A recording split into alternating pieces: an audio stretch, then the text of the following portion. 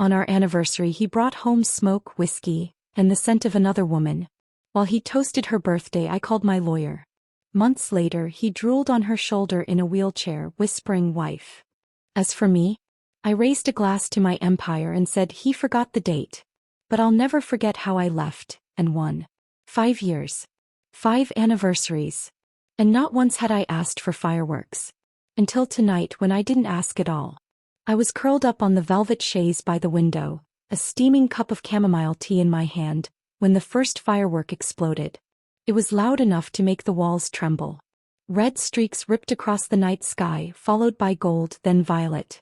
I thought maybe, they were for me. Until the 5th burst came, spelling it out clearly in dazzling silver letters. Happy birthday, Lily. The tea in my mouth turned bitter. I didn't even need to check the date. July 16th.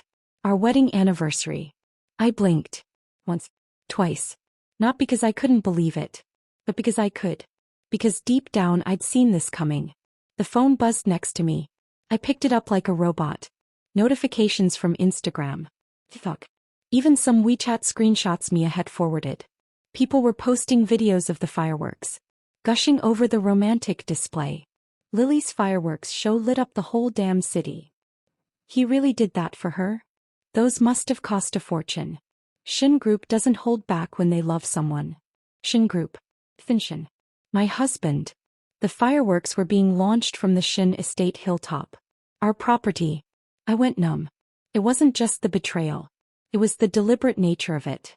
The precision. The planning. He hadn't simply forgotten our anniversary. He had replaced it.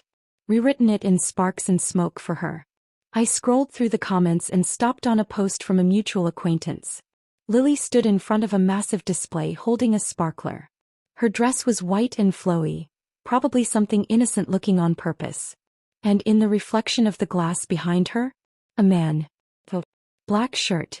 Familiar jawline. Holding the remote for the fireworks. Thin. I zoomed in until the image blurred. There was no denying it. My stomach turned. He was standing with her. Smiling with her. Celebrating with her. On the day he vowed himself to me 5 years ago. No wonder he left the house saying he had a business dinner. No wonder he asked me not to wait up. I knew what I should do. Say nothing. Let the world gossip while I maintain dignity. Be the good wife. Be quiet. Be still. But something inside me snapped like a taut string. I opened the post. Found the comment box. And typed. Strange how the fireworks were scheduled for the 5th year of someone else's marriage. Love really makes people forget. I hit send. And leaned back waiting. The phone didn't take long to ring. Caller ID Ethan. I let it ring twice before answering. Not because I wanted to play games. But because I needed those extra seconds not to scream. Claire, he snapped. What the hell are you doing? My voice was calm. Detached. Did you see the comment? Of course I saw it. Everyone did. Can you stop being so childish? Childish. I repeated slowly. Because I made one comment? It was one wrong firework, he said, voice rising. You don't have to humiliate me publicly. One wrong firework. Finn, it wasn't a typo on a cake. It was an entire professionally choreographed display. Her name was written across the sky. On our anniversary. There was silence. Then a sigh. Look, if you're obsessed with appearances, fine. I'll hire another team tomorrow. We'll do fireworks again. For you this time. A big one. Just delete the comment and what? I said sharply. And come apologize to Lily. She's really upset.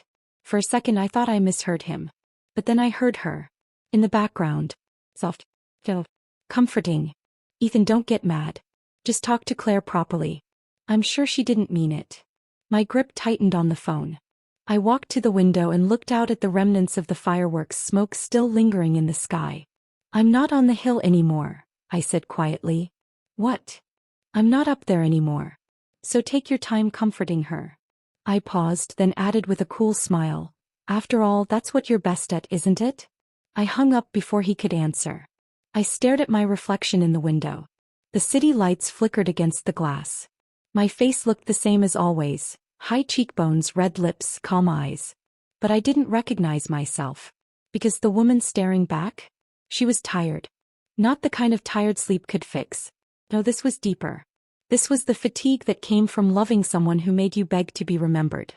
I slid down into the window seat, wrapping the silk throw tighter around my shoulders. The world was still spinning. And somewhere out there Ethan was holding Lily. My mind drifted back to our first year of marriage. He used to bring home orchids because I once mentioned liking them in passing. He'd sit beside me while I worked late, not saying a word, just keeping me company. But those little things disappeared over time. And when Lily came back, when the ghost of his past walked through the door, everything else walked out. I didn't hate her. Not really. I hated what she represented. The what if he never let go of. The could have been that ruined what was. I scrolled back through the videos online. Some were from guests at the party. Her friends. His colleagues. Our acquaintances. They all knew. They all watched. And not one of them said, "Where's Claire?" I set the phone down. That was the moment I realized. I had been erased. And if he could erase me so easily, I could do the same. I stood up, crossed the room, and opened the drawer beside the bed. Inside was a jewelry box. Ethan's anniversary gift from last year. A sapphire necklace. I never wore it. Not once. This year I hadn't received a gift at all. I snapped the box shut and dropped it into the trash bin. Then I turned off the lights. Tomorrow I wouldn't cry. Tomorrow I wouldn't ask questions. Tomorrow I'd start packing. The front door slammed open at exactly 6:03 a.m. I didn't flinch. I didn't even turn. I'd been awake all night, sitting by the window with a blanket draped over my shoulders and my tea long since gone cold. I knew he'd come back eventually. I just didn't expect him to come back like this. The first thing that hit me wasn't his footsteps. It was the smell. Smoke. Whiskey. And jasmine. The smoke and whiskey were explainable. The jasmine wasn't. Lily's signature perfume. Light, feminine, unmistakable. It used to fill her hair when she visited our home, under the guise of just dropping by. Now it was soaked into my husband's clothes. Ethan walked past me without saying a word. His jacket hit the hook by the door and his keys clattered into the dish on the console table. He reeked of her. Long night? I asked without looking at him. He sighed dramatically like I was the inconvenience. Don't start. I stood and turned toward him, slow and deliberate. Don't start? You come home at 6 in the morning, smelling like her, and you think I'm the one starting something. He ran a hand through his hair. Lily was crying all night, Claire. She saw your comment online. You humiliated her. I stared at him. She was humiliated? On my wedding anniversary you lit up the sky for her. You spelled her name in fireworks.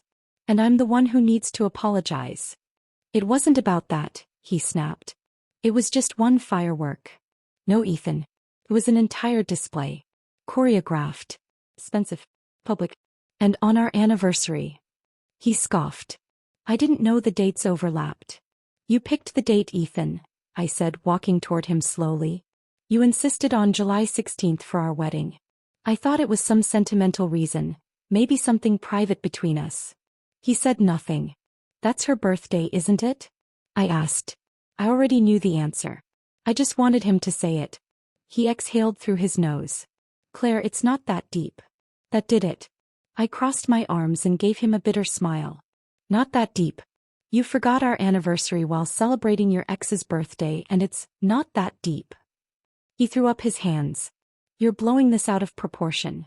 I laughed softly, the sound sharper than I meant it to be. I'm your wife, Ethan. And you've spent the last year treating me like a placeholder. His tone changed. He was annoyed now. I came home to fix this. I was going to take you out today. Buy you something. Try to make things right. I shook my head. You don't get to throw money at me like a bribe. Not this time. Claire. No, my voice was quiet but firm. It's not about the gift. It's the fact that you didn't think about me at all until after the fireworks. Until after the internet exploded. Until after I embarrassed you. His silence confirmed everything. I've been patient. I've tried to understand. I swallowed a lot more than I ever should have, I said. But if you're waiting for me to pretend nothing happened, those days are done. He narrowed his eyes. What's that supposed to mean? It means, I said, walking past him toward the hallway, that the only thing I'm buying today is legal advice. I picked up my phone from the kitchen counter and dialed. The line rang once. Then Mia's voice answered, low and sleepy. Claire. It's time, I said. I want a divorce. There was a pause. Then a quiet, satisfied sigh. I was wondering when you'd finally say that. I didn't slam the phone down. I didn't scream. I didn't cry. Instead, I poured myself a fresh cup of tea, added a slice of lemon, and sipped it slowly. Behind me, Ethan stood like he'd just been shot and didn't know where the bullet came from. You're being ridiculous, he muttered. I turned to face him. No, Ethan. I've been ridiculous for staying this long. He looked like he wanted to argue, but the words didn't come. So I gave him one last, even look. Then walked away. And this time he didn't follow. I had no intention of going. After everything Ethan said, everything he didn't say, attending a party together felt like the height of farce. But it was Lindsay's engagement, a high society event packed with press, business allies, and every face that mattered in Lockton. My parents were close to hers. And appearances, as always, still mattered to them. For now. And so I went. Dressed in a black satin gown with a slit high enough to make people whisper but not enough to make them look away. A diamond necklace I hadn't worn in years rested against my collarbone like armor. At 6:30 sharp my phone buzzed. Ethan outside. I stared at the message for a full 10 seconds. Then picked up my clutch and walked out. As I stepped through the front doors, the familiar shape of Ethan's luxury black Maybach came into view. And in the front passenger seat? Lily. Of course.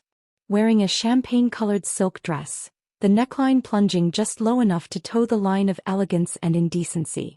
Her hair was curled to soft perfection.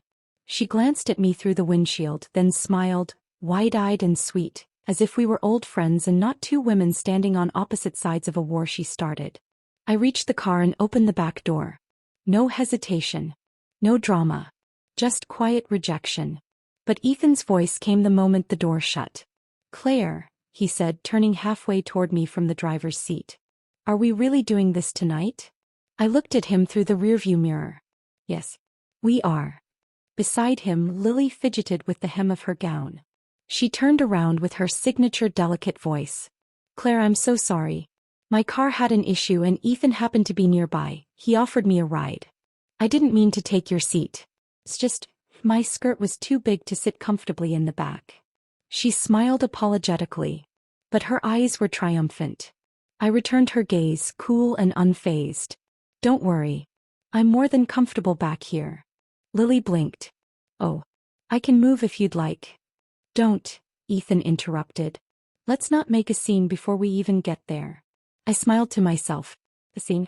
I wasn't the one who set off fireworks for an ex on my wedding anniversary. Ethan started the engine, clearly annoyed. The silence in the car stretched like a rubber band between us, tight and close to snapping. I didn't mind. I had no interest in snapping first anymore. We pulled up to the entrance of the Crystal Pavilion just before 7. Paparazzi lined the steps, snapping shots as guests stepped out of glossy vehicles. Ethan parked and a valet opened Lily's door. She stepped out, blinking under the camera flashes, hand fluttering to her hair like she was some bashful debutante. My door opened a second later. I stepped out slowly and deliberately. And the moment the cameras caught sight of me, they clicked faster. Ethan moved to my side, trying to offer his arm. I kept walking. No drama. Just distance. Let them all notice. Inside the ballroom, chandeliers glowed above tables layered with crystal and gold. Soft jazz played. Waiters passed by with glasses of champagne and name-labeled hors d'oeuvre trays. I felt a hand brush mine. Ethan. I didn't take it. He leaned in slightly. Claire, come on. Can we not do this here? I gave him a smooth look. Do what? Before he could answer, a few guests approached, calling his name, congratulating him on a recent Shin Group expansion. He turned to speak with them and I slipped away. I was halfway through the room when someone stepped in front of me. Claire. Lily again. She had a glass of wine in one hand, her other hand clutching the beaded clutch she always carried like it was a lifeline. Her eyes were wide and glossy, of course, and her tone soft enough to be overheard. Can I apologize to you? I tilted my head, curious. Go ahead. I really didn't mean to take your seat, she said, biting her lip. I never want to come between you two. I didn't even know tonight was complicated. I just wanted to be there for Ethan. He's been so stressed lately. I stared at her. Her words were chosen carefully. Just enough remorse to seem sweet. Just enough implication to remind me how close they were. Behind her, I spotted Ethan watching us from across the ballroom. Good. Of course, I said with a warm, serene smile. There's no need to apologize. Lily looked startled. Really? I gently took the wine glass from her hand and downed it in one graceful sip. Really, I said, handing it back. I insist. You can have the front seat. It doesn't concern me anymore. Her lips parted slightly, but no words came. I smiled again. You've already made yourself very comfortable. Then I turned and walked away. As I approached the grand staircase leading to the VIP section, I passed by a mirror. My reflection stared back at me, shoulders straight, posture regal, not a single hair out of place. Lily thought she won because she took my seat. She didn't realize I was preparing to give her the whole car. Let her have it. Later that evening, I found myself standing by the balcony overlooking the indoor garden. People danced behind me. Music swirled through the air, but I couldn't hear it. I was watching Ethan from across the room. Lost. He wasn't laughing. Wasn't smiling. Not even with Lily by his side. And that's when I knew something he didn't. He had everything he thought he wanted. Freedom, nostalgia, affection, and her. But what he lost was me. I had barely made it to the courtyard for some air when I overheard it. Two women, both regular fixtures in Lockton's upper crust, stood near the rose-lined fountain, whispering a little too loudly. You didn't hear? She was at Dr. Levin's clinic just last week. OBGYN. Lily. Who else? And the way Ethan's been glued to her side lately. Oh my God. You think she's really pregnant? I think Claire's about to get publicly humiliated. They didn't notice me. Or maybe they didn't care. Either way, I didn't flinch. I just smiled. I had been waiting for this moment. Waiting for Ethan and Lily to cross the line in a way that couldn't be forgiven or explained away. Baby. Perfect. I walked back into the ballroom with practiced grace, my heels echoing on the marble like clockwork. I spotted them by the champagne tower. Ethan in his tailored black suit. Hand resting a little too casually on Lily's lower back. Lily glowing. Literally glowing, whether from nerves, guilt, or something hormonal, I didn't care. The sight of them didn't make my stomach twist anymore. That I felt calm. I hadn't realized how freeing apathy could be. I stepped toward them, letting my presence announce itself. Lily turned first, her eyes going wide. She instinctively removed Ethan's hand from her back. Claire, she said too brightly. Ethan stiffened. I smiled at them both. Tilted my head. Congratulations. Lily blinked. What? Congratulations, I repeated louder now, making sure nearby guests could hear. On the baby. The room went quiet. A server turned on his heel. Someone dropped their fork. Someone else gasped. Lily froze, her face paling. Ethan's jaw clenched. What are you talking about? He asked, voice low. Oh, come now. I turned to the crowd. Everyone seems to know. It's not exactly a secret anymore. Lily's hand went to her belly instinctively. Bad move. I turned back to Ethan.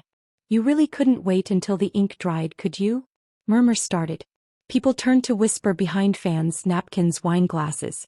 Ethan stepped forward, trying to pull me aside. Claire. Stop. I pulled away. Loudly. Don't touch me, I snapped.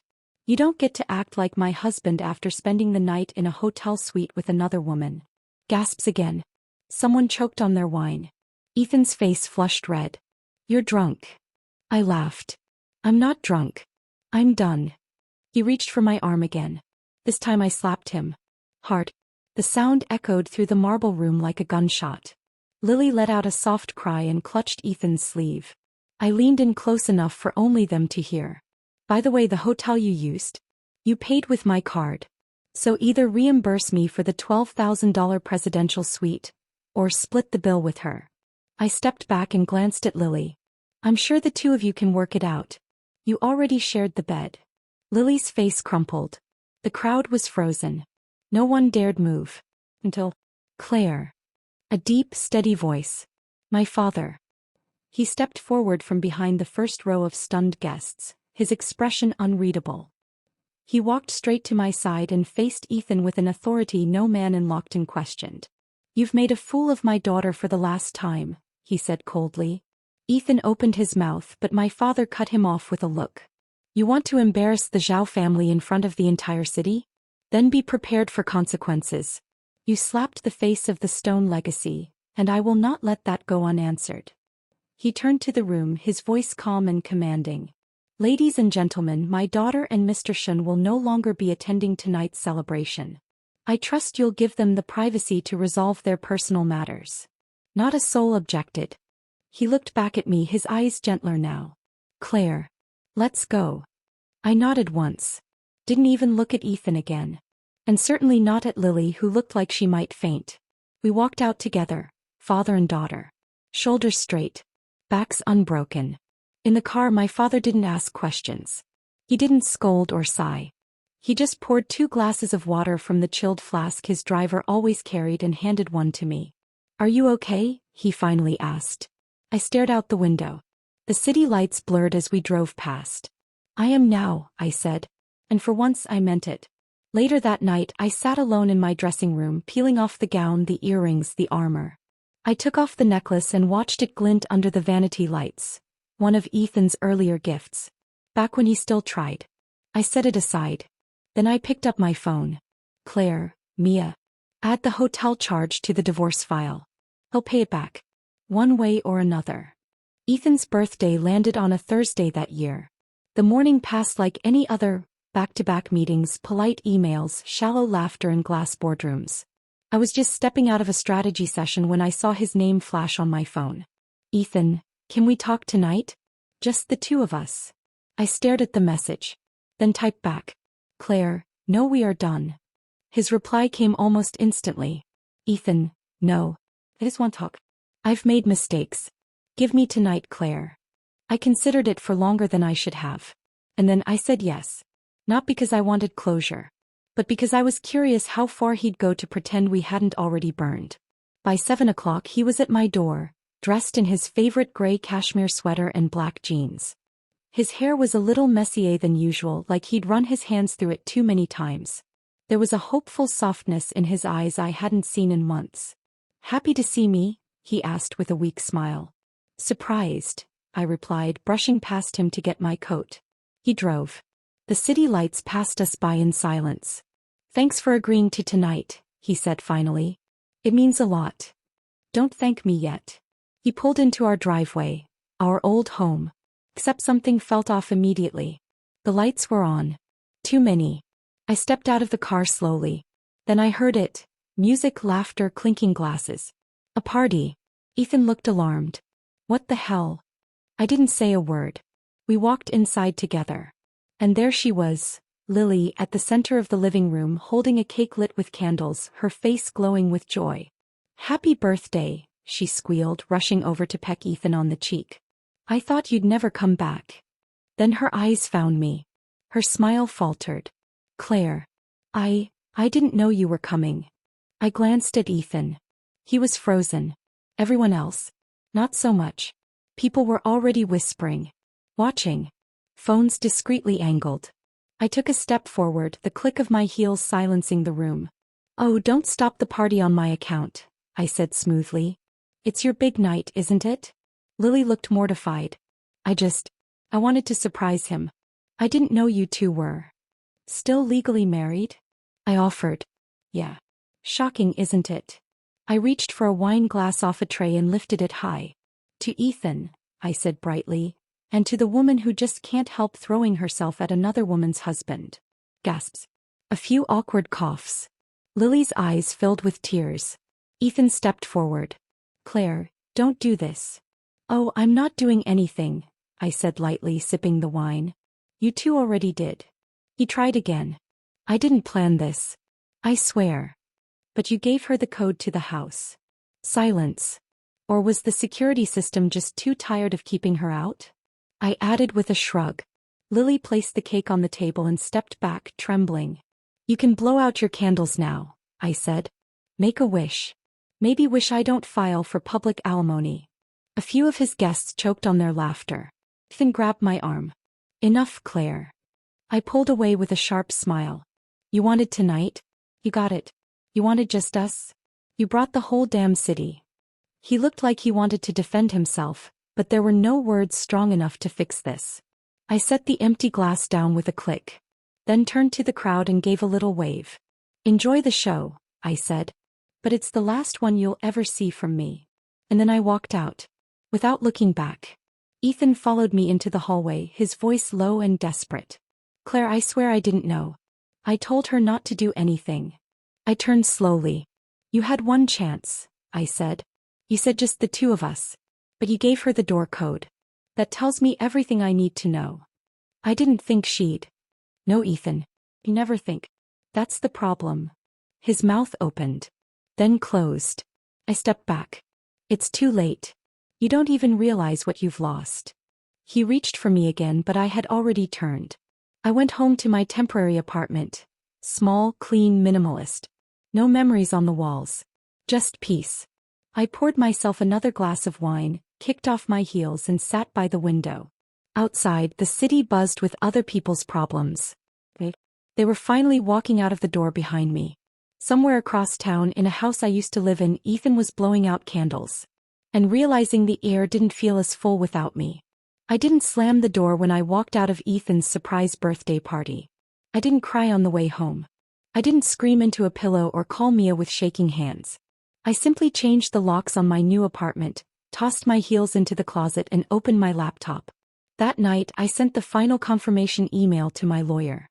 Subject: finalize the divorce. Attached was everything Ethan had signed after that night, when he came to the office with tired eyes and a trembling signature. It wasn't dramatic.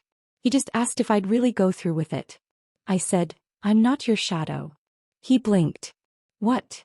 "I've spent 5 years living in the shade of another woman. I'm done being the outline you walk past." He signed the papers 30 seconds later. No more arguments. No more fake apologies. Just a pen. A signature. Silence. And that was that. 3 months passed. I reclaimed my name. Moved into my new place. Started investing in the business my mother once dreamed of opening. People started to look at me differently. Like I wasn't Ethan Shin's wife. Like I was Claire Zhao in full. Then one afternoon I was at a quiet cafe near the river, waiting for a client, when someone slid into the seat across from me uninvited. I didn't even have to look up to know who it was. Lily. Her once perfect curls were pulled into a low bun. Her face looked pale, blotchy even beneath heavy makeup. And the flowing dress she wore couldn't hide what she had come to show off, her stomach. Round. Prominent. At least 5 months along. I raised an eyebrow. "Lily." She smiled, lips trembling. "Claire." I said nothing. She clutched the water glass like it was her anchor. "I'm sorry for just showing up. I've tried calling. Messaging. But you blocked me." "That was intentional." She winced. I needed to see you. Please." I gestured toward the window. "The exit's that way." "Claire, please," she whispered, her hand protectively over her bump. "I'm pregnant. You know that already. I'm not here to fight." "Then why are you here?" She swallowed hard. I need to ask you something. Beg you actually." "Go on." Her voice cracked. "Can you please sign the divorce papers soon? Ethan says it's still processing, but we're running out of time. I can't show up to the hospital unmarried. My parents are furious. People are asking questions. Please." I leaned back, slow and amused. "You really don't know, do you?" Lily's eyes flickered. "Know what?" I took a long sip of my espresso. "Ethan and I divorced 3 months ago." Her face paled in an instant. The silence between us was thick. I continued casually. "The papers were signed. Filed. You've been asking about a marriage that already ended while playing house with a man who didn't even tell you." She looked like someone had slapped her. He didn't tell me?" "No." "But," her hand flew to her stomach again. "He told me you were being difficult. That you hadn't signed yet. That." I raised my hand to stop her. "That's between you and him. But if he's lying to you now, ask yourself, what else has he lied about?" Her mouth opened, then shut. "You see," I said, resting my chin on my hand, "you may be carrying his child, Lily. But I carried his reputation. His business ties. His place in society." She shook her head slowly, as if denial could rewind what she just heard. I leaned forward. I was the one who stood beside him at charity galas. I was the one reporters called the power couple. You're just the consequence. Tears brimmed in her eyes. Why are you being so cruel? I tilted my head. Cruel? I gave you the truth. That's more than he ever gave me. She wiped her face with shaking fingers. I don't know what to do. That's not my problem, I said, grabbing my bag. But if I were you, I'd stop asking me for kindness and start asking him for answers. I stood and turned, then paused. Oh, and one more thing. She looked up, eyes wide. Next time you beg, don't do it in heels that tight. Pregnancy isn't your stage costume. And with that, I left her sitting there, makeup running, bump rising, and reality finally catching up to her fantasy. That night, I poured myself a glass of red wine and stood on my balcony overlooking the river. The wind was calm. The lights shimmered. My phone buzzed once. Mia, you'll never believe who just tried to request another copy of your divorce certificate. Smiley face. I laughed. It was always the ones who thought they'd won that ended up most confused when the prize slipped through their fingers. For a man so full of ambition, Ethan was surprisingly predictable. After our divorce was finalized and his affair paraded around the city like a half-baked fairy tale, I thought he'd marry Lily immediately. That's what people like him did, clean up messes with rings and press releases. But months passed. And nothing. No wedding. No engagement announcement. Just whispers, first quiet then louder. Until one evening, while sipping tea in my office, Mia walked in with a smirk and dropped a thin manila folder on my desk. What's this? I asked. She sat down and crossed her legs, clearly enjoying herself. A little gift. I opened it. Inside were high-resolution photos, taken in Harbor City. There was Ethan. And not with Lily. He was with someone else. A woman I recognized immediately. Isabel Wong. Daughter of the Wong family fortune. Heiress to a logistics empire that spanned continents. Educated in London. Elegant, poised, and most importantly, rich enough to make even Ethan forget what he already ruined. I flipped through the photos. Ethan and Isabel strolling through a harbor market. Dining at a rooftop restaurant. Sitting close on a boat, smiling like nothing existed beyond the shoreline.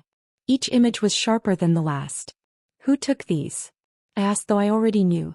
Let's just say your network is better than his, Mia said. And he's getting sloppy. I leaned back in my chair. So, he didn't marry Lily because he was aiming higher. Exactly. He's been trying to court Isabel for months. The Wong Group's IPO is coming up and he wants in. Marriage into the family would fast-track everything. I stared down at the glossy images again. And for the first time in a long time I laughed. Oh, he really thinks he's clever. Mia raised a brow. What are you thinking? I think it's time Lily got a real education. It took less than 2 days to prepare the package. I chose the best photos. Ethan and Isabel toasting champagne. A kiss on the cheek. A moonlit shot of them at the edge of Victoria Harbor. I included no note. No message. Just a clean, silent envelope with a locked-in return address. And I mailed it directly to Lily.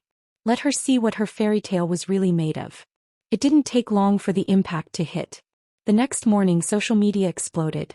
Round pushpin location, Wong Group headquarters. Camera with flash captured by multiple phones. Mobile phone viral on every feed. There she was, Lily, standing outside the grand entrance of the Wong building in the middle of rush hour, visibly pregnant, mascara streaked down her cheeks, sobbing as she clutched a handful of crumpled photographs. Dozens of office workers paused to stare. Traffic slowed.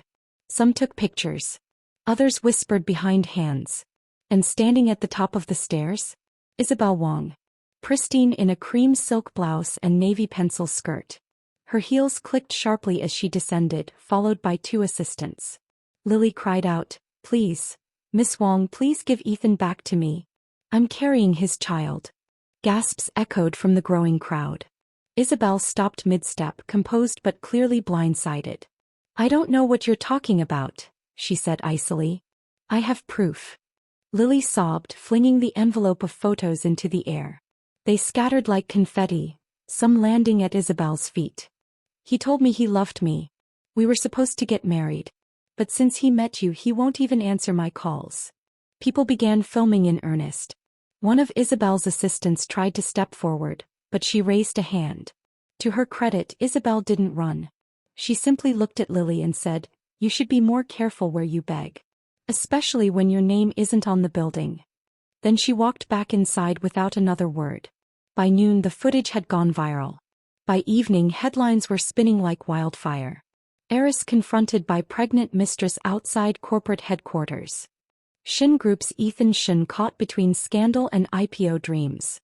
Wong Group severs all personal and business ties with Shin Enterprises. I didn't post a single thing. Didn't like. Didn't share. Didn't comment. I simply watched. Sipped my tea. And smiled. That night Ethan called me. Blocked number. Of course. I let it ring. He tried again. Then texted. "Ethan, Claire. I know it was you. Ethan, you think this is funny? Ethan, you destroyed everything. For what? Revenge." I didn't respond. Not because I didn't have anything to say, but because I didn't need to say it. He was doing the math himself now. Lily was never the plan. I was the foundation. And now that I'd walked away, now that Isabel had too, the empire he'd built on secrets and shadows was collapsing on its own. I went to bed early that night. Slept like a queen. They said the shouting started before the elevator even reached the penthouse. Ethan and Lily. At it again. One of the doormen at their high-rise later told a mutual friend, "It was like glass shattering every time she opened her mouth." But this time there was no one left to shield them. No publicist. No lawyer. No loyal assistant to play mediator. The Wong Group had cut ties in one clean stroke, and the rest of the city followed their lead like wolves chasing blood. I wasn't there for the explosion. But I knew exactly how it played out. "You humiliated me," Ethan bellowed as he stormed into the penthouse, slamming the door so hard the hallway artwork rattled.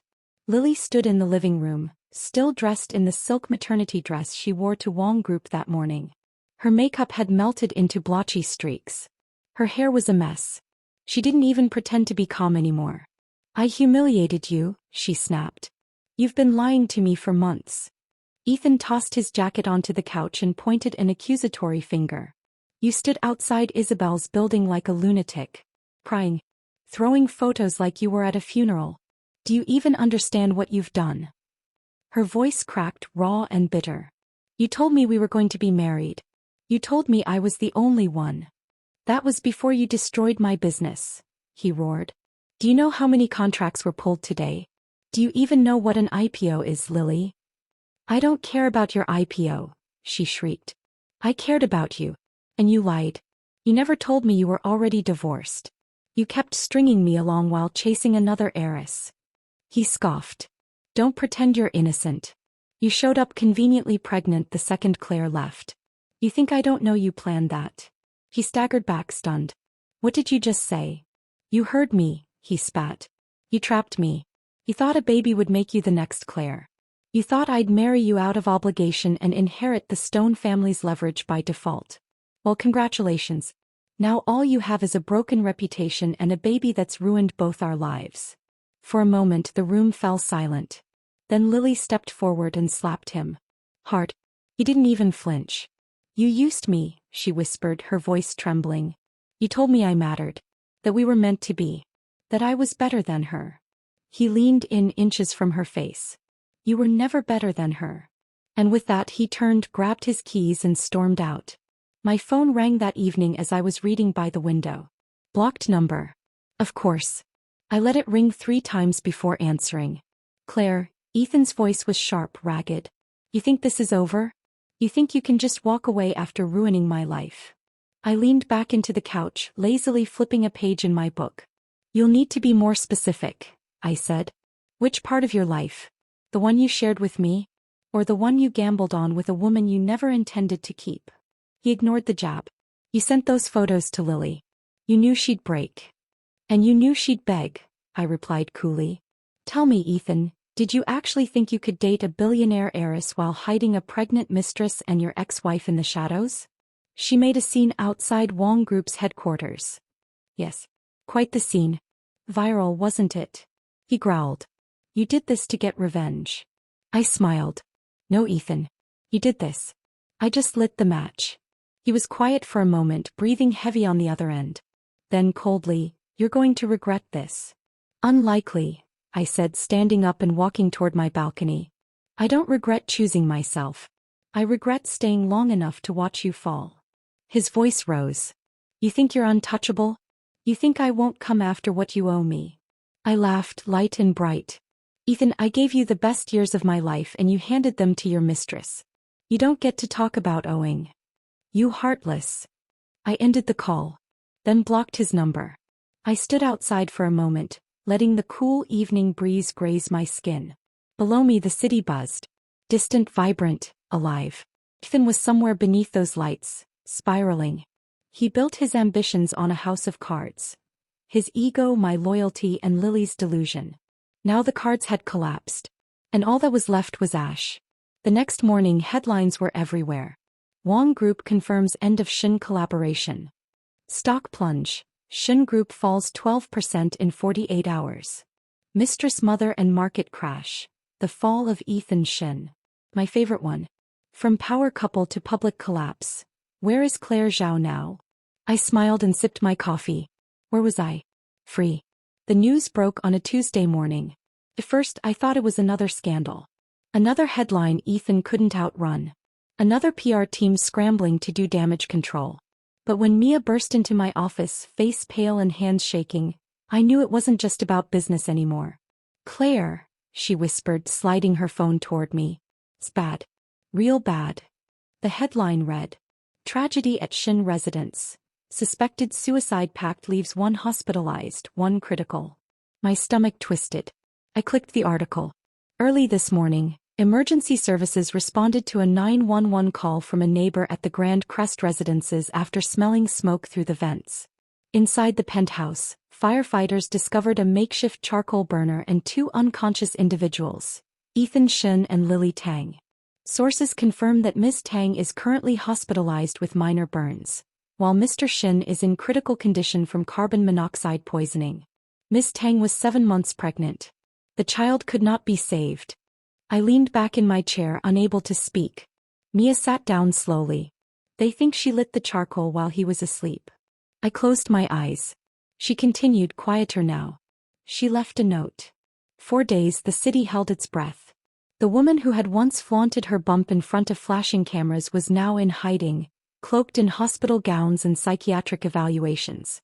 The man who once stood on red carpets beside me couldn't even sit up in bed. The official diagnosis came within the week. Ethan had suffered irreversible brain damage. Oxygen deprivation had left him mentally impaired. His motor functions dulled, his memory fractured, his speech slurred. The doctors called it permanent cognitive regression. I called it poetic. I didn't visit him. Not even when journalists speculated that I might. They camped outside my apartment hoping I'd make a statement. But I didn't give them the satisfaction. Ethan's spiral had finally hit rock bottom. And this time there were no wives to cushion the fall. But what none of us expected was Lily's next move. 2 weeks after the failed suicide attempt, rumors began to swirl. Lily was seen leaving the Shin estate in a bridal boutique van. Her family arrived from out of town. The press speculated wildly.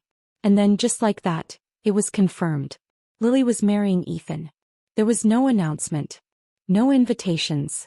No guests outside of immediate family and 2 reluctant witnesses. It was more like a silent surrender than a wedding. But photos still leaked. Because of course they did. One afternoon, Mia barged into my apartment holding a glossy tabloid. You are not ready for this, she said, barely containing her laugh. I took the magazine and stared. There was a full-page spread of Lily and Ethan in a wedding shoot, staged at the hospital's rooftop garden. Ethan wore a wrinkled tux. His tie was crooked. His eyes were blank, unfocused. He was seated in a wheelchair.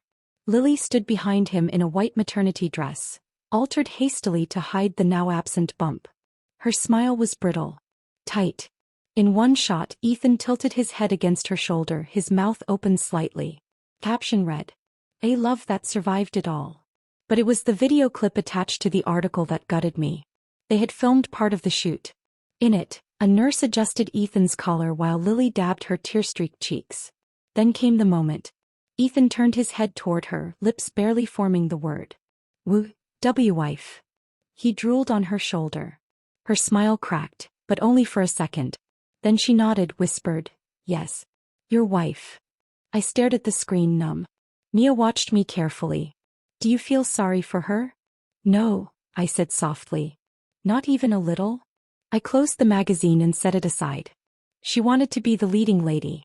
Now the spotlight's hers. Mia tilted her head. "And Ethan?" I looked out the window. The sky was overcast. The city below was moving on. He built a kingdom on lies.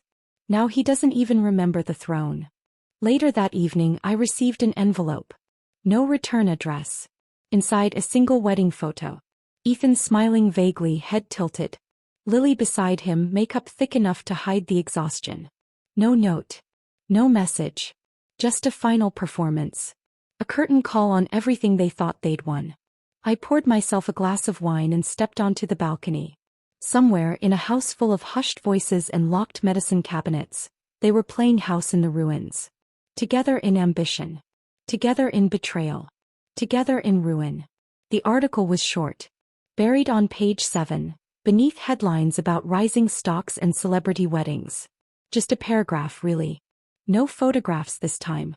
No hashtags. No reporters waiting outside hospital gates. Shin Group has officially been dissolved. Former CEO Ethan Shin, now under permanent medical care, has transferred his remaining assets to his wife, Ms. Lily Tang Shin. Sources confirm she has assumed full guardianship, citing her commitment to his long-term well-being. I stared at the screen for a moment, then slowly reached for the crystal glass on the table beside me. The wine was already breathing. A deep, confident red. I swirled it slowly, letting the sunlight catch on the edges like blood in motion. Then I raised my glass. "To them," I said aloud.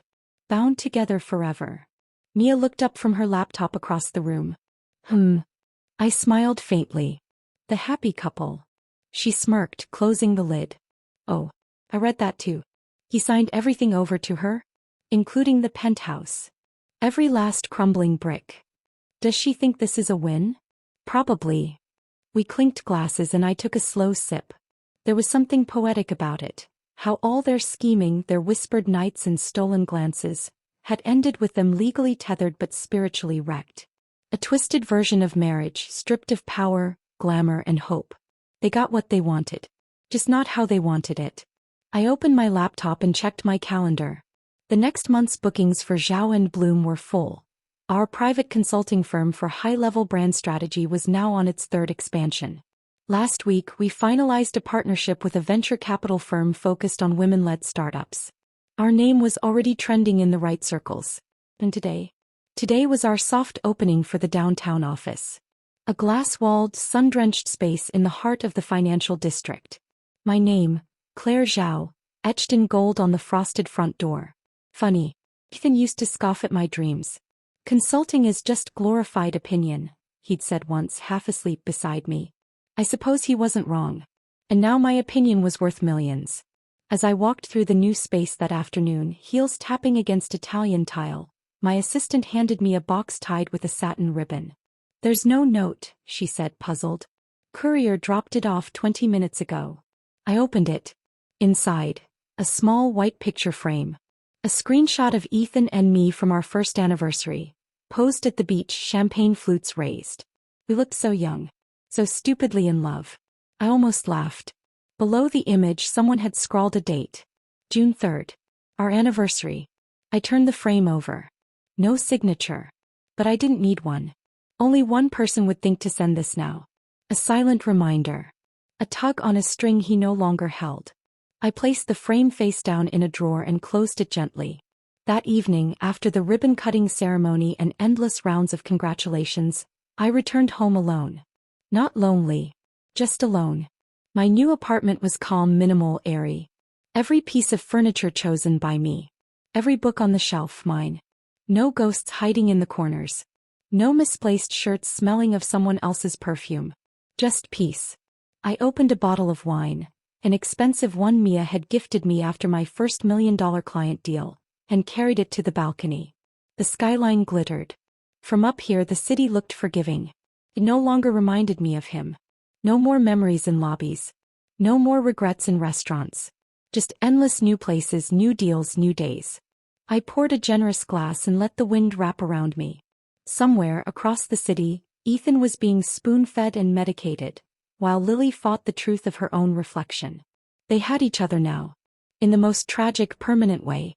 He had once forgotten our anniversary. But me? I would never forget the day I walked away with nothing. And built everything. I raised my glass one last time. To the man who forgot me, I said quietly. And the woman who thought she replaced me. Then I smiled. Here's to the silence after the storm. And drank. The end.